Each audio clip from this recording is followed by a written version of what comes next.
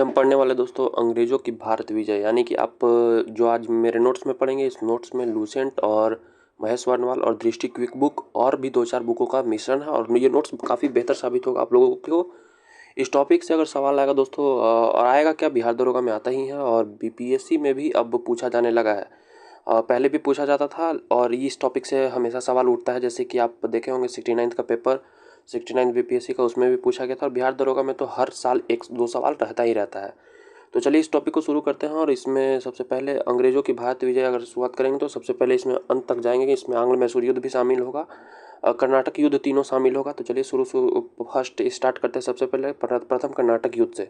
तो सबसे पहले देखिए, प्रथम कर्नाटक युद्ध जो है उसका जो दो ईयर था वो 2 ईयर था। यहाँ आप देख सकते हैं 2 ईयर चला था प्रथम कर्नाटक युद्ध। इसको सेंट थॉमे का युद्ध के नाम से भी जाना जाता है। हालांकि सेंट थॉमे का युद्ध 1748 ईस्वी में अड्यार नदी के तट पर लड़ा गया था। और प्रथम कर्नाटक युद्ध का जो काल पूछा जाता है, जो ईयर पूछा जाता है, वो 1746 से 48 तक हुआ था। इसमें फ्रांसीसी जीते थे। इसका जो मेन रीजन था, कारण था, उसके चलते तोपखाना के चलते। और प्रथम कर्नाटक युद्ध का अगर पूछा जाता है कि आखिर इसका क्या कारण रहा था कि प्रथम कर्नाटक युद्ध हुआ था, तो कारण तो बहुत सारा था, लेकिन एक कारण आप याद रखिए जो एग्जाम में बार बार पूछा जाता है। जैसे कैप्टन बॉर्नेट जो थे वो फ्रांसीसी जहाज पर कब्जा कर लिया था, जिसकी वजह से प्रथम कर्नाटक युद्ध का जो पृष्ठभूमि तैयार हो चुका था। और ये जो प्रथम कर्नाटक युद्ध है फ्रांसीसी सेना और अनवरुद्दीन के बीच लड़ा गया था, जिसमें फ्रांसीसी सेना का नेतृत्व कर रहे थे कैप्टन पैराडाइज। आप देख सकते हैं यहाँ पर कैप्टन पैराडाइज। और अनवरुद्दीन का कौन नेतृत्व कर रहे थे? महफूज खान। अनवरुद्दीन का नेतृत्व कौन कर रहे थे? महफूज खान।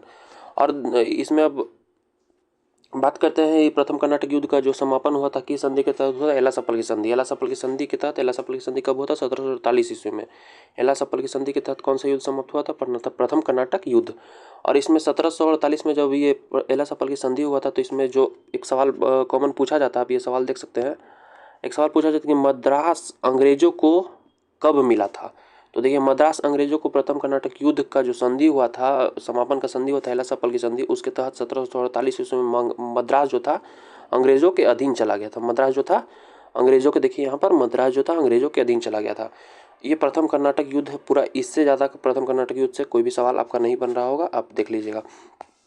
उसके बाद हम आते हैं द्वितीय कर्नाटक युद्ध में। द्वितीय कर्नाटक युद्ध का जो काल है, कहीं कहीं 5 वर्ष है और कहीं कहीं कुछ बुक में डिफर है, लेकिन इसका एग्जैक्ट जो काल है वो 5 वर्ष है। इसका 1749 से लेकर 54 तक। और इसमें नासिर जंग और मुजफ्फर जंग संघर्ष हुआ था सबसे पहले, जिसमें नासिर जंग जो था 1750 ईस्वी में मारा गया था हैदराबाद में। नासिर जंग कब मारा गया था? 1750 ईस्वी में मारा था हैदराबाद में। फिर उसके बाद जो मेन रूप से है, अनवरुद्दीन और चंदा साहब के बीच ये युद्ध लड़ा गया था, जिसमें से अंग्रेज समर्थन किसको कर रहे थे? अनवरुद्दीन को कर रहे थे। अंग्रेज समर्थन किसको कर रहे थे? अनवरुद्दीन को कर रहे थे। और चंदा साहब को कौन समर्थन कर रहा था? फ्रांसीसी समर्थन कर रहा था। चंदा साहब को फ्रांसीसी समर्थन कर रहा था, अनवरुद्दीन को समर्थन कर रहा था, अंग्रेज समर्थन कर रहा था।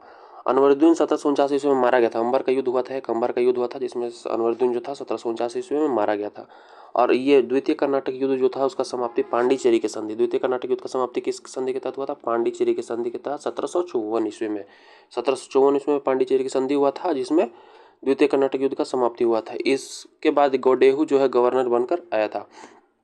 उसके बाद हम बात करेंगे तृतीय कर्नाटक युद्ध का। इसे द्वितीय कर्नाटक युद्ध से ज़्यादा सवाल नहीं पूछा जाता है। मेन प्रथम कर्नाटक युद्ध और तृतीय कर्नाटक युद्ध से पूछा जाता है। तो तृतीय कर्नाटक युद्ध थोड़ा सा बड़ा टॉपिक होगा, तो 1-2 मिनट ज़्यादा लगेगा, तो इसमें ध्यान दीजिएगा। तृतीय कर्नाटक युद्ध, तृतीय कर्नाटक युद्ध जो है 1758 से 1763 ईस्वी तक चला। इसको सप्तवर्षीय युद्ध भी कहा जाता है। हालांकि इसका डेट में फ्लक्चुएशन मिलेगा आपको, क्योंकि 7 वर्ष का ये युद्ध चला था, तो 1756 से लेकर 63 तक डाटा होना चाहिए था। डेट के हिसाब से कई बुक में अलग अलग है। एग्जैक्ट डाटा 1756 से 63 आप याद कर सकते हैं, लेकिन 1758 से 63 भी बुरा नहीं है, गलत नहीं है। इस सप्तवर्षीय युद्ध का ही विस्तार था जो 7 वर्षों तक चला था। ये कारण था काउंट डी लाली को शक्ति प्रदान कर देना, इसका कारण था।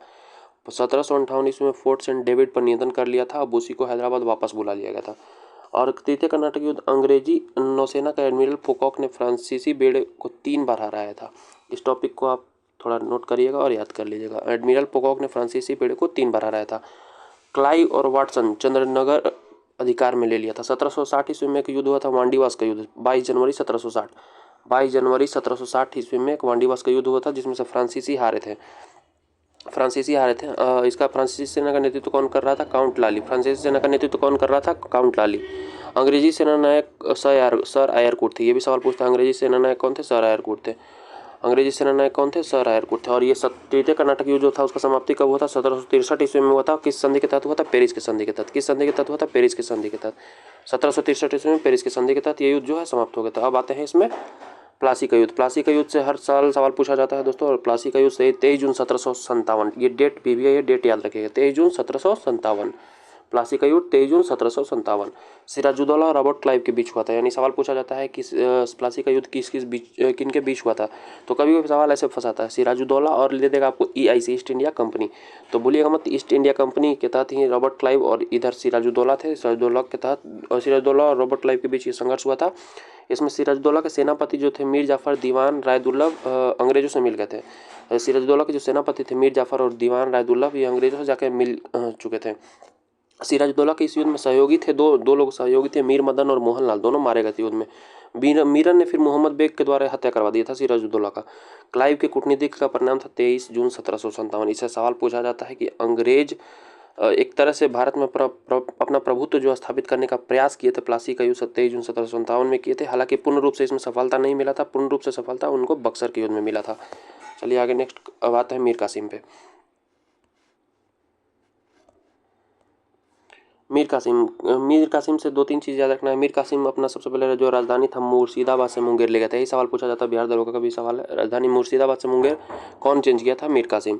नवाब बना था तो 1760 की क्रांति वेंसीटाट ने कहा था। वेंसीटाट ने 1760 की क्रांति कहा था जब ये नवाब बना था, जब मीर कासिम नवाब बना था। मीर कासिम था जो खिजरी जमा लगाया था। मीर कासिम जो था खिजरी जमा लगाया था। 1763 ईस्वी में हट गया था नवाब। ये नवाब साहब जो थे 1763 ईस्वी में हट गए थे। तोप तथा बंदूक का कारखाना स्थापित कराए थे मुंगेर में। तोप तथा का बंदूक का कारखाना मुंगेर में स्थापित करा था। नौकरशाही का पुनर्गठन इन्होंने किया था। दस्तक के दुरुपयोग पर रोक लगाए थे। मीर कासिम जो थे दस्तक के दुरुपयोग पर रोक लगाए थे। ये 4-5 पॉइंट है, इसको याद रखना है। उसके बाद अब आते हैं फाइनल रूप से बक्सर का युद्ध। बक्सर के युद्ध से बहुत सारे सवाल पूछा जाता है। हम बक्सर के युद्ध को कवर करेंगे 22 अक्टूबर 1764। ये डेट जो है कन्फ्यूजन का काफ़ी सवाल होता है, ये डेट को स्पेशल याद रखना है। 22 अक्टूबर 1764 सभी को याद होता है, लेकिन ये 22 अक्टूबर को याद रखना है। बक्सर का युद्ध 22 अक्टूबर 1764 ये हुआ था मीर कासिम शुजाउद्दौला और शाह आलम द्वितीय के बीच। मीर कासिम शुजाउद्दौला और शाह आलम द्वितीय के बीच। मीर कासिम का मृत्यु 1777 ईस्वी में दिल्ली में मृत्यु हो गया था और शुजाउद्दौला आत्मसमर्पण कर दिया था। मीर कासिम का नेतृत्व कौन कर रहा था? BBI टॉपिक है गुरगीन खान। ये सीनियर लेवल का सवाल है। गुरगीन खान। मीर कासिम के सेना का नेतृत्व कौन कर रहा था? गुरगीन खान। अंग्रेजों की सेना का नेतृत्व कौन कर रहा था? Hector Munro. ये भी सवाल पूछा गया है। अंग्रेजों सेना का नेतृत्व कौन कर रहा था? Hector Munro. पी रॉबर्ट्स जो थे अत्यधिक निर्णायक युद्ध का है। यही पी रॉबर्ट्स जो थे अत्यधिक निर्णायक युद्ध का है, यानी अंग्रेजों का भारत में वास्तविक अगर सत्ता स्थापित करा जाए तो ये बक्सर का युद्ध था, जिसके तहत अंग्रेज भारत में वास्तविक अपना शक्ति जमा लिए थे। इसके बाद होता है इलाहाबाद की संधि। इलाहाबाद की संधि 1765, ऐसे याद रखिएगा डेट वाइज अगर याद करना हो तो।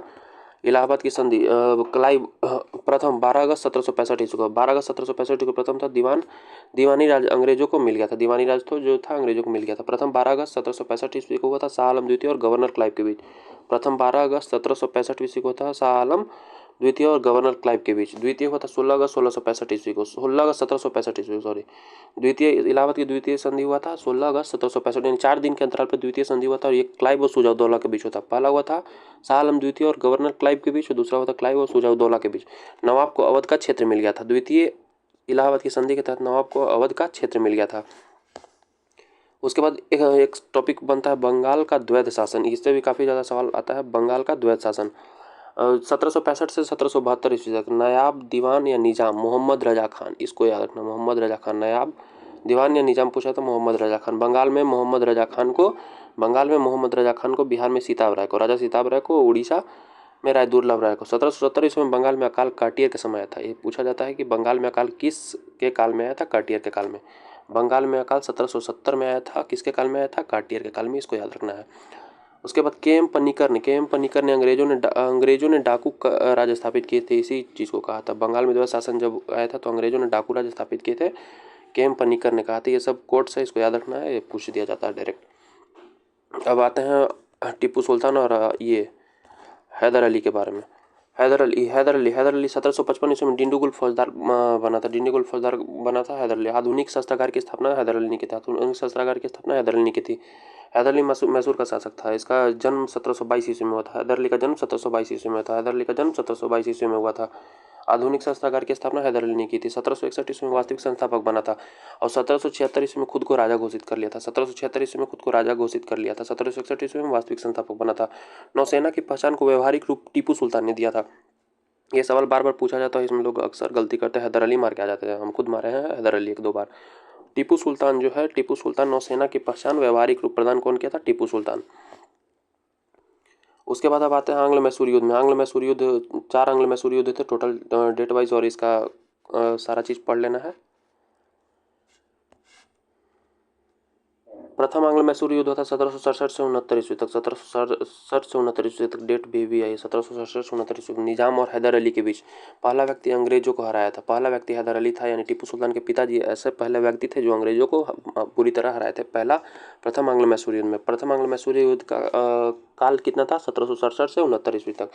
और मद्रास की संधि हुआ था अप्रैल 1769 ईस्वी में। मद्रास की संधि के तहत से समापन हुआ था 1769 ईस्वी में। इस समय जो गवर्नर जनरल था हैरी वेरेलेस्टस था, या लॉर्ड वेरेलेस्टस, 2 सवाल पूछा जाता है। हैरी कोई लगा देता है, कोई लॉर्ड लगा देता है, यानी वेरेलेस्टस याद रखना। ये लूसेंट में भी नहीं दिया हुआ है। द्वितीय आंग्ल मैसूर युद्ध। अब द्वितीय आंग्ल मैसूर युद्ध में आता है 1770 से 71 ईस्वी में। मराठों ने धावा बोला था, जैसे कि इसके तहत जो मद्रास का संधि हुआ था उसके तहत कुछ शर्त रखा गया था, शर्त का उल्लंघन था, ये इसके कारण द्वितीय आंग्ल मैसूर युद्ध हुआ। और इसका काल जो सबसे पहले याद करें 1780 से 84 तक। 1780 से 84 ईस्वी तक द्वितीय आंग्ल मैसूर युद्ध। इसमें वारेन हेस्टिंग्स थे गवर्नर जनरल। और 1770-71 में मराठों ने जब धावा बोला तो अंग्रेजों ने जो संधि के तहत जो मद्रास का संधि हुआ था अप्रैल 1769 ईस्वी में, उसके तहत अंग्रेजों ने साथ नहीं दिया था। तो यह मद्रास की संधि का उल्लंघन था, जिसके वजह से द्वितीय आंग्ल मैसूर युद्ध जो है पनप गया। 1780 ईस्वी में हैदर अली अकाट कर्नाटक आक्रमण निजाम और मराठा के बीच। अकाट जो था कर्नल बेली को हराया था। अकाट में कर्नल बेली को हराया था। 1781 ईस्वी में हैदर अली और आयरकुट के बीच लड़ाई होता है। अंग्रेज वो पोटनुमा का युद्ध बोलते हैं इसको। पोटनुमा का युद्ध है 1781 ईस्वी में। इसमें सदमा के कारण जो है, जैसे हैदर अली का हार हो जाता है, तो सदमा के कारण 1782 में हैदर अली सदमा के कारण मृत्यु हो जाता है। उसके बाद राजा कौन बनता है? टीपू सुल्तान। टीपू सुल्तान पूछा जाता है कि राजा कब बनता है? 1782 ईस्वी में। टीपू सुल्तान राजा कब बनता है? 1782 ईस्वी में। और ये युद्ध द्वितीय आंग्ल मैसूर युद्ध 1784 ईस्वी का। मंगलोर की संधि, ये पूछा जाता है, मंगलोर की संधि कब हुआ था? 1784 ईस्वी में। मंगलोर की संधि कब हुआ था? 1784 ईस्वी में। मंगलोर की संधि कब हुआ था? 1784 ईस्वी में। मंगलोर की संधि के तहत कौन सा मैसूर युद्ध समाप्त हुआ था? द्वितीय आंग्ल मैसूर युद्ध। मंगलोर की संधि के तहत कौन सा युद्ध समाप्त हुआ था? द्वितीय आंग्ल मैसूर युद्ध। उसके बाद अब टीपू सुल्तान। टीपू सुल्तान से भी सवाल बहुत सारा आता है, क्योंकि टीपू सुल्तान अपने आप में एक बहुत शासी शासक था। तो टीपू सुल्तान के बारे में 10-15 फैक्ट है, उसको याद रखना है। टीपू सुल्तान शासक 1782 ईस्वी में बना था। टीपू सुल्तान शासक कब बना था? 1782 ईस्वी में। टीपू सुल्तान शासक कब बना था? 1782 ईस्वी में। टीपू सुल्तान भाषीविद था, बहुत भाषा जानता था। टीपू सुल्तान सैन्य संगठन जो था यूरोपीय पद्धति पे अपना गठन किया था। सैन्य संगठन यूरोपीय पद्धति पे किसने गठन किया था? टीपू सुल्तान ने। टीपू सुल्तान ने डॉक यार्ड का स्थापना किया था 1796 ईस्वी में नौसेना खड़ी में। नया कैलेंडर भी टीपू सुल्तान चलाया था। राजधानी था, पूछा जाता है कि राजधानी श्रीरंगपट्टनम इसका राजधानी था। और इस श्रीरंगपट्टनम में स्वतंत्रता का वृक्ष और जैकोबिन क्लब का स्थापना किया था। स्वतंत्रता वृक्ष लगाया था और जैकोबिन क्लब का स्थापना किया था। 1791 ईस्वी में श्रृंगेरी के शारदा मंदिर पर जब मराठों ने हमला कर दिया था, तो इसकी मरम्मत के लिए धन टीपू सुल्तान ने धन दिया था। 1791 ईस्वी में श्रृंगेरी के शारदा मंदिर मरम्मत के लिए धन टीपू सुल्तान ने दिया था। आर्थिक शक्ति को सैन्य शक्ति का नींव मानता था। आर्थिक शक्ति को सैन्य शक्ति का नींव मानता था। टीपू सुल्तान ने ऐसा कहा था, जिसके पास इकोनॉमिकल सही होगा वो सैन्य शक्ति में भी सही होगा। गुमास्तों को नियुक्त किया था। गुमास्तों को पूछा जाता है कौन नियुक्त किया था, और गुमास्तों को नियुक्त करने वाला कौन था? टीपू सुल्तान। उद्योगों को राजकीय सहायता दी थी, यानी इंडस्ट्रियल को भी ये सहायता दिया था। दूतावास की स्थापना की थी। दूतावास की स्थापना की थी। व्यक्तिगत धर्म के मामले में रूढ़िवादी था। व्यक्तिगत धर्म के मामले में टीपू सुल्तान रूढ़िवादी था। रैयतवाड़ी व्यवस्था अपनाया था। टीपू सुल्तान रैयतवाड़ी व्यवस्था अपनाया था। सीधा साधा दैत्य कहा जाता है इसको। सीधा साधा दैत्य कहा जाता है। सीधा साधा दैत्य कहा जाता है। शेर मैसूर के नाम से भी जाना जाता है टीपू सुल्तान। टीपू सुल्तान का एक स्टेटमेंट था, बहुत ही फेमस था। टीपू सुल्तान का स्टेटमेंट क्या था? शेर की तरह एक दिन जीना अच्छा है, भेड़ की तरह लंबी नहीं। टीपू सुल्तान का एक स्टेटमेंट था, शेर की तरह एक दिन जीना है, भेड़ की तरह लंबी नहीं। रॉकेट का युद्ध में सबसे पहले प्रयोग कौन किया था? रॉकेट का युद्ध में सबसे पहले प्रयोग कौन किया था? रॉकेट का युद्ध में सबसे पहले प्रयोग टीपू सुल्तान ने किया था। रॉकेट का युद्ध में प्रयोग टीपू सुल्तान ने किया था। उसके बाद तृतीय आंग्ल मैसूर युद्ध और चतुर्थ आंग्ल मैसूर युद्ध। यहाँ तृतीय आंग्ल मैसूर युद्ध, चतुर्थ आंग्ल मैसूर युद्ध।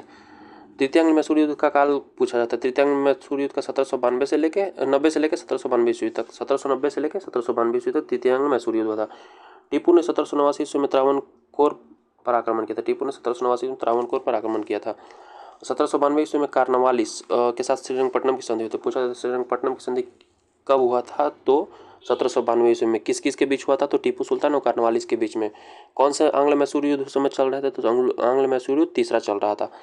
उसमें कार्नवालिस का एक स्टेटमेंट है, हमने अपने मित्र को शक्तिशाली बनाए बिना अपने शत्रु को पुंग बना दिया। यानी कि हमने अपने आप को मजबूत नहीं बनाया, लेकिन शत्रु को जो था उसका शक्ति छीन कर लिया। उसके बाद आता है चतुर्थ आंग्ल मैसूर युद्ध। चतुर्थ आंग्ल मैसूर युद्ध में पूछा जाता है कि गवर्नर जनरल कौन थे? तो उस समय वेलेस्ली थे, 1799 वेलेस्ली थे। वेलेस्ली, यहाँ पर थोड़ा सा प्रिंट मिस्टेक है। 4 मई 1799 ईस्वी को टीपू की मृत्यु हो जाती है और दिवंगत हो जाते हैं लड़ते हुए। और इसके बाद चतुर्थ आंग्ल मैसूर युद्ध के बाद एक बिहार दरोगा में पूछा गया सवाल था, कृष्णराज द्वितीय टीपू के मरने के बाद शासक बना था। कृष्णराज द्वितीय जो था टीपू के मरने के बाद शासक बना था। यानी कि चतुर्थ आंग्ल मैसूर युद्ध का समाप्ति 1799 ईस्वी में चतुर्थ मैसूर युद्ध हुआ था। इसमें टीपू सुल्तान की मृत्यु हुई थी। पूछा जाता है टीपू सुल्तान की मृत्यु किस आंग्ल मैसूर युद्ध में हुई थी? तो चतुर्थ आंग्ल मैसूर युद्ध में टीपू सुल्तान की मृत्यु हुई थी। यहाँ पर 4-5 फैक्ट है, इसको याद रखना है। मेन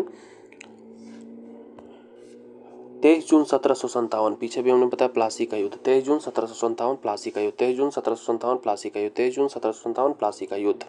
सिराजुद्दौला को धोखा दिया था। सिराजुद्दौला को जैसे कहा जाता है कि प्लासी का युद्ध जो था वो डायरेक्ट युद्ध ना होकर धोखेबाजी का युद्ध था। उसमें लोग सिराजुद्दौला का साथ ना देकर अंग्रेजों से जाकर मिल चुके थे, जिसकी वजह से सिराजुद्दौला को हार का सामना करना पड़ा था।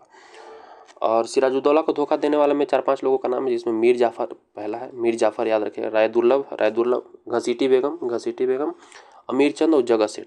ये 5 लोग जो थे इन्होंने सिराजुद्दौला को धोखा दिया था, जिसकी वजह से सिराजुद्दौला जो था युद्ध में हार गया था।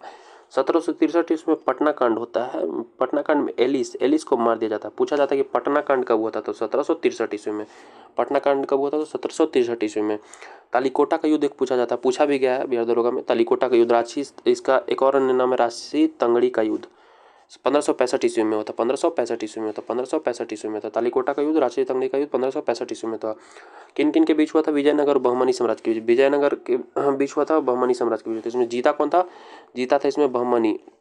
और हारा कौन था? विजयनगर हारा था। विजयनगर इसमें हार गया था।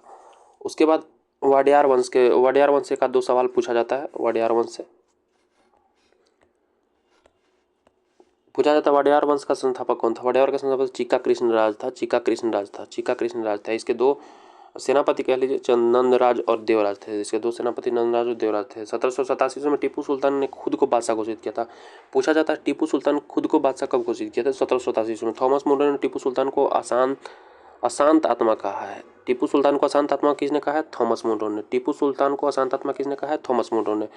टीपू सुल्तान ने सहायक संधि कभी स्वीकार नहीं किया था। टीपू सुल्तान ने कभी भी सहायक संधि स्वीकार नहीं किया था। एक और है वेलेस्ली, पूरब का साम्राज्य अब हमारे कब्जे में है। वेलेस्ली ने इसी समय में कहा था 1799 ईस्वी में कि पूरब का साम्राज्य अब हमारे कब्जे में, जब टीपू सुल्तान की मृत्यु हुई थी।